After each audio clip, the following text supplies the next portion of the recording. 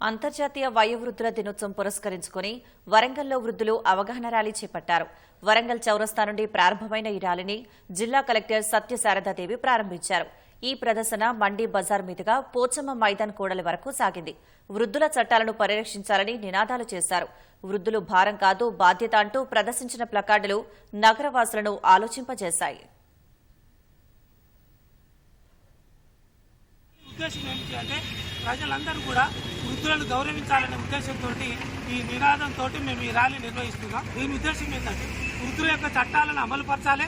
రెండవ అంశం ఏమిటంటే వృద్ధులను తల్లిదండ్రులను పోషించవలసినటువంటి బాధ్యత కుటుంబ సభ్యులదే బాధ్యత. వాళ్ళు పోషించకపోతే దీనికి శిక్ష ఉంటుంది. వాళ్ళకున్నటువంటి ఆస్తులు కూడా ఈ వృద్ధులకే వచ్చే క్రమం ఇది. ఎవరైనా వృద్ధులు కూడా ఏమైనా సమస్య వచ్చినట్టయితే వెంటనే ఒక అప్లికేషన్ ద్వారా ఆర్డీఓకు కలెక్టర్ గారికి పెట్టినట్టయితే వెంటనే వారికి న్యాయం జరుగుతుంది. పిల్లలను పిలిపించి మాట్లాడి వారికి నెలకు 5,000, 10,000 ఈ విధంగా వారికి కేటాయించడం జరుగుతుంది.